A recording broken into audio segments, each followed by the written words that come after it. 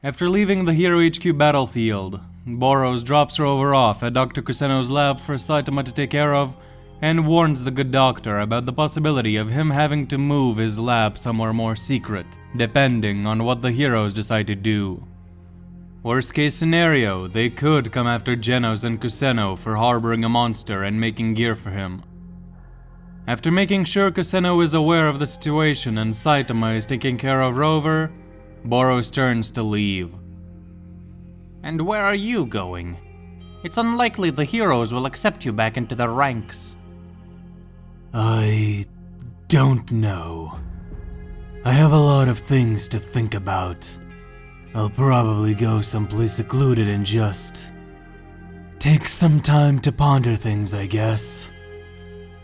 The alien, not knowing any other place he could go, heads to the battlegrounds where he first fought Genos. Well, it wasn't really much of a fight, but he remembers being impressed by the level of technology on this planet. It was rather fun. Maybe the first time he actually had fun outside of a life or death battle. The alien sits down and takes a trip down memory lane. A few hours later, he hears someone touch down on the ground behind him. The surprise of the landing causes Boros to snap back to reality. He realizes he was too preoccupied with his own thoughts to even sense Tatsumaki approaching him. Regardless of that, he figures he should say something to the Esper. You here to kill me? Not exactly. I managed to convince the Hero Association to hold off on that for the time being. I see. Then why are you here? Don't play dumb with me. You know why I'm here. I want answers. Who are you? Why were you pretending to be a hero? And most of all, why would you go out of your way to save us when you've killed thousands in the past? I want to know all of it, so I can decide how to proceed with you. Boros sighs. Killed thousands? More like tens of billions. I suppose you do deserve some kind of explanation. Thing is, I'm still trying to figure this mess out myself. Tatsumaki looks at the alien, a bit confused. What do you mean by that? So much has changed in such a short amount of time. I don't know what to make of it. Boros closes his eye and silence fills the area. The only audible sound for a while is the blowing of the wind. Tatsumaki takes a few steps closer to the alien and sits down on the cliffside, a meter away from him. She can feel that Boros is being genuine. He admitted to being the leader of the aliens among other things, so he has no reason to lie at this point. And if he wanted to do harm to someone, he would have already done it. Why don't we try to figure it out then? Boros looks at the Esper. What do you mean we? How would you know what's happening inside my head? I would if you told me. I'm usually not the type to go to for this kind of stuff, but I've been through my fair share of therapy. I think I can help you out. Therapy? What's that? Man, you really are from outer space. Therapy is basically when you talk to someone about how you're feeling and they try to help you out by giving advice and stuff. Helps with stress and doubt. Never pegged you for the type of person who'd be willing to indulge in such things.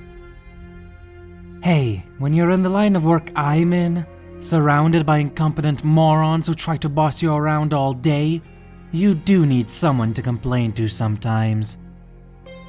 Fair enough. So how does this therapy thing work?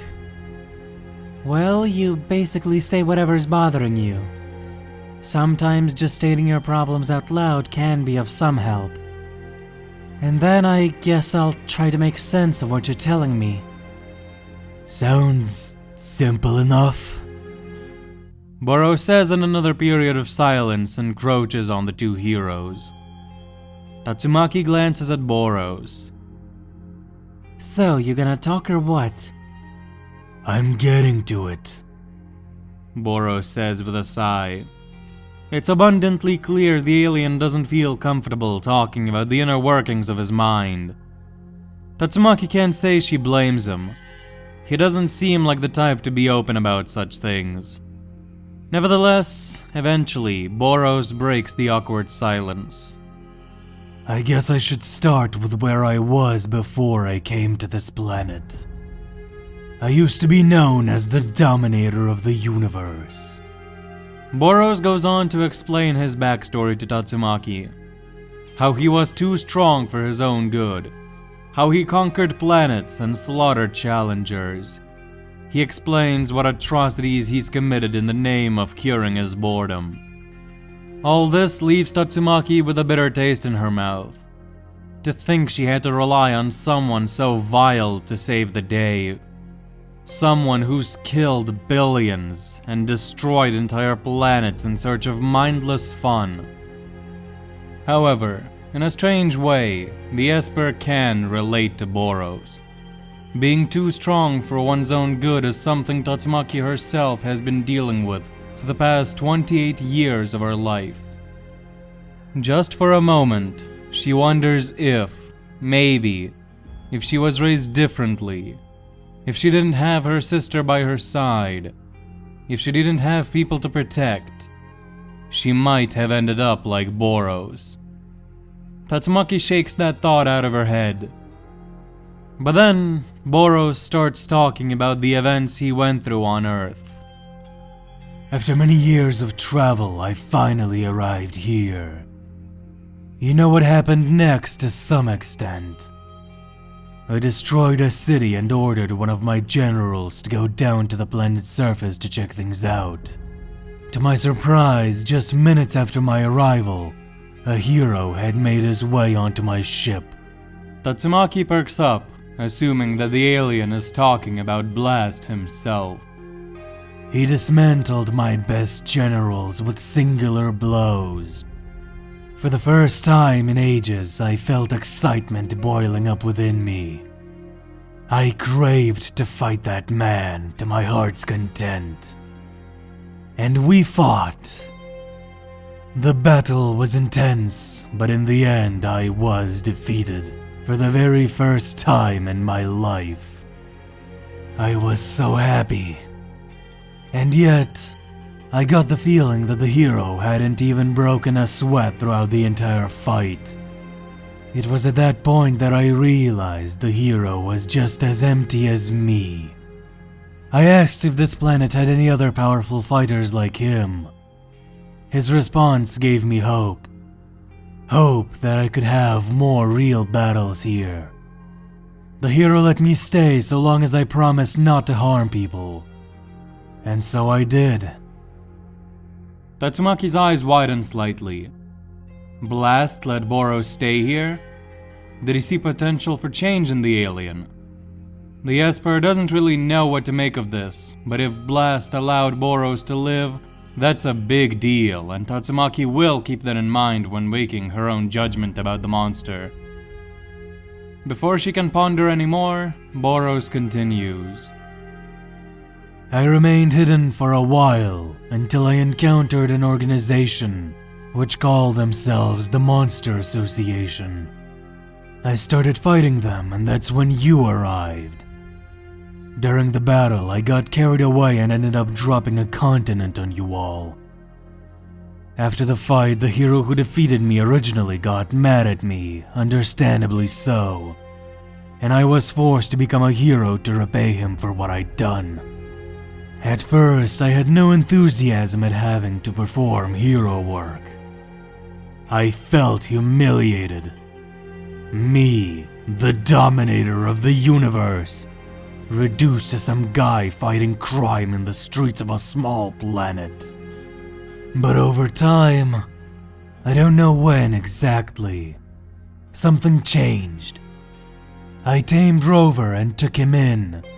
Not as a general or a soldier. As a pet. As a friend even. Demon Cyborg became someone who I would soon come to call a comrade as well. Even the hero who originally defeated me and made me become a hero. I took a liking to them all. The more I lived as a hero, the more I became aware of just how truly empty my life as a conqueror was. I wasn't just bored. I'd grown numb to everything and anything. I couldn't even feel any emotions anymore until that fated battle on Earth. Do you have any idea how it felt? Joy, anger, sadness. All of those emotions were foreign to me. I was living an empty existence. No challengers, no place to call home, no source of any kind of frustration or happiness. But as a hero, I felt humiliation. I felt frustration. I experienced what it was like to be alive again. Truly alive. Over time, I began to understand that feeling things like humiliation was a far better alternative to feeling nothing. I even felt hints of joy when I was given official permission to keep Rover. Hints of fear when you arrived to talk to me. I didn't fully realize what it meant until now, but I felt fear at the prospect of being exposed. I felt fear outside of a life or death battle, and I felt joy at having Rover beside me. Joy at something completely unrelated to Mortal Kombat. Once I began to feel emotions, I couldn't get enough of them. I grew to somewhat care about this backwater planet. Boros' eye widens, like he just came to that conclusion as he was talking. Maybe he really did just think of it now. From here, Boros begins talking about uncharted territory. Things he's never even considered before. It's almost like he's been hit with an epiphany of sorts. I've made actual connections here. That's why when the time came to take off my disguise, to lose it all, I felt... I don't really even know what I felt.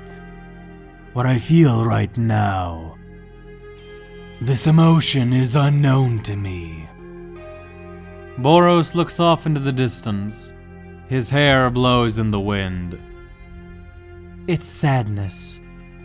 That's the emotion you feel. Tatsumaki looks at Boros. Are your thoughts any clearer now that you've said everything out loud? Maybe. So, what do you make of all this? Boros asks and Tatsumaki thinks for a few moments. Before that, let me ask you a question. Do you regret what you've done? Do you regret killing all those people?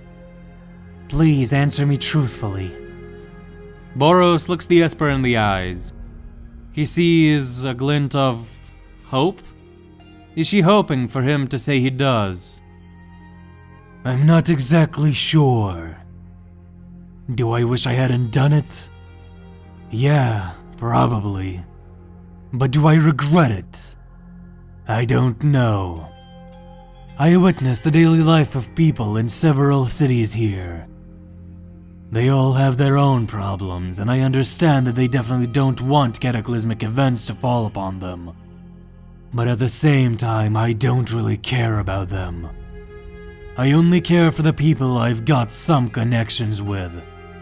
Genos, you, Fubuki, that dark hero, Rover, and a few others. Boros intentionally never mentions Saitama by name. When he was telling his story to Tatsumaki too, he doesn't want Saitama to be pulled into this mess and become associated with a monster, just in case the Hero Association decides to deem him as a threat.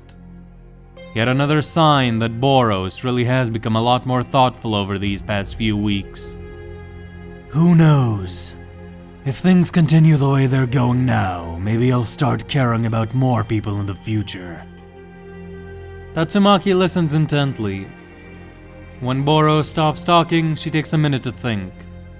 And Boros gives her that minute. He doesn't feel any need to rush at all. One thing is certain. No matter what happens, no matter what you do from now on, the crimes you've committed will never be forgiven. If there is a hell, you'll definitely go there when you die. But that doesn't mean you can't repent. You were clearly a terrible person before coming here, and I'm still not entirely convinced that you're not a terrible person right now either. But you're also clearly becoming more human. The fact that you're starting to care about a few particular people is a good start. If you want to keep the bonds you have right now, and even form new ones, I suggest working hard to regain everyone's trust. If everyone sees you going around doing heroic deeds without any incentive other than your own free will, if everyone sees you working toward becoming better, I believe they might just give you a chance. Boros looks at Tatsumaki. He can't help but notice she said they instead of we. And what about you? Would you give me a chance? Tatsumaki looks at Boros with a raised eyebrow. Isn't it obvious? I'm already giving you a chance by talking about all this with you. But don't think for a second that I'm fully on board with you. Like I said, I'm only giving you a chance at redemption in my eyes. Boros blinks a few times before letting out a smile. I suppose you're right. He stands up. Very well. I shall do my best to gain back what I've lost. Tatsumaki smiles back at him, albeit a bit reluctantly. Yes, I think that's the right thing to do. Let's head to the Hero HQ and have you properly explain everything to the rest of the heroes. They already agreed to hear you out, so I believe things should go somewhat smoothly. And if not, King did say he wouldn't be going after you for the time being, and he seems like a generous man. He'll probably give you a chance too. With him and I backing you, there's nothing the Hero Association will be able to do about it. Sounds good. The two heroes prepare to leave, but Tatsumaki's S-Class hero communication device suddenly lets out a signal. A call for help. Tatsumaki looks at the device and her eyes widen slightly. It's coming from Bang. But he's with Atomic Samurai, isn't he? What could possibly threaten the duo to the point that they're asking for backup? Only one way to find out. Boros says as he stretches his arms and back. I suppose so. Let's go. A few hours before the meeting between Tatsumaki and Boros, Bang, Bomb, Atomic Samurai, and the Council of Swordsmen just got done fending off Phoenix Man, and are in hot pursuit of Garou. The bird monster curses under his breath when he sees them heading toward the hero hunter. Seems his battle with the heroes didn't last long enough for the trail to run cold. At this rate, they'll catch up to Garou in under an hour. There's only one thing Phoenix Man can do. He flies above the young martial artist. Garou, long time no see. The bird monster lands in front of the hero hunter. Garou frowns. Oh hey, it's Bird Brain again. What do you want? I've come to warn you. Several heroes are chasing after you as we speak. They'll catch up soon. You don't stand a chance against them at your current level. You think I'm unaware of that? I know when I'm being tracked. So, what are you planning to do? Fight, obviously.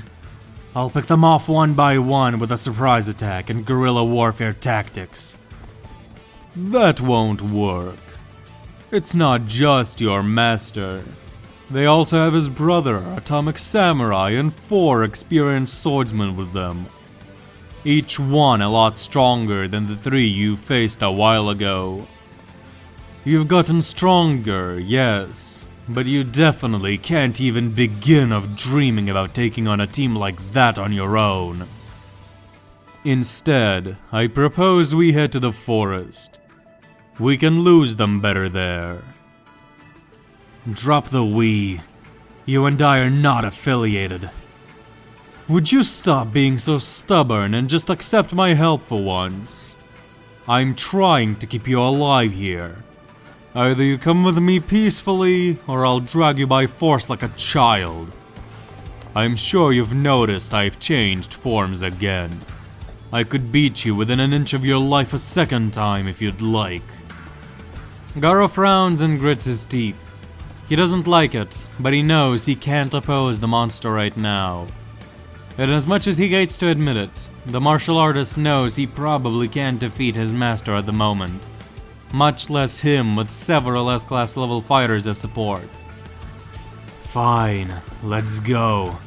But don't get in my way. Trust me, I won't. The unlikely duo, led by Phoenix Man, make their way out of the city and run into the forest.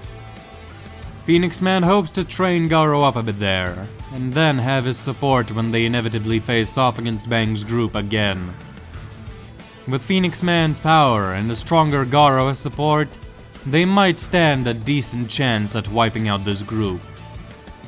Phoenix Man is willing to take that gamble.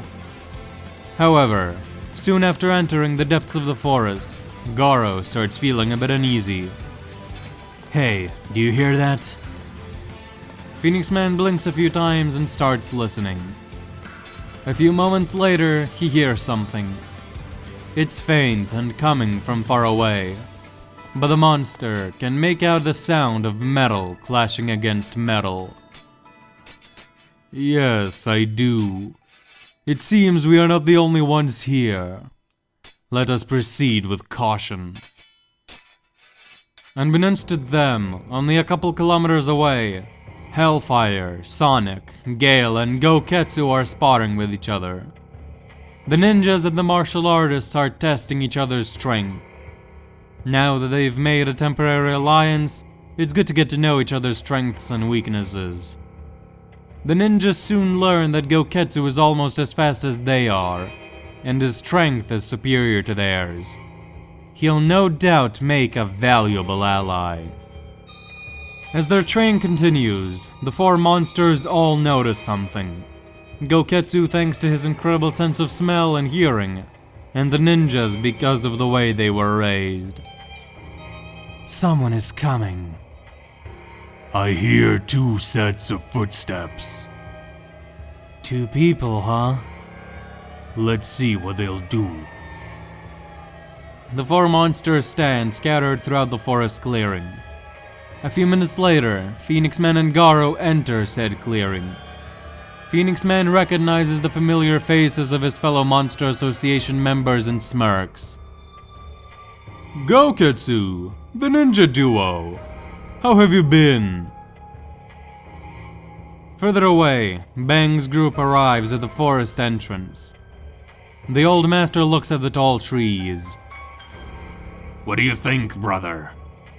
Me? I think this is a perfect place for an ambush. Agreed. We have to be careful in there. Let's split up into 2 groups. Both groups will enter the forest at the same time and travel in parallel lines. We'll stay within approximately 200 meters of each other. Close enough to help each other out in need, but far enough apart to not fall into the same ambush, if there is one. Atomic lays out a strategy and Bang nods. Good thinking. My brother and I will take the left. You and the council go right. Alright. Good luck in there. Bang returns the gesture, and the 2 groups enter the forest, where a massive battle is brewing.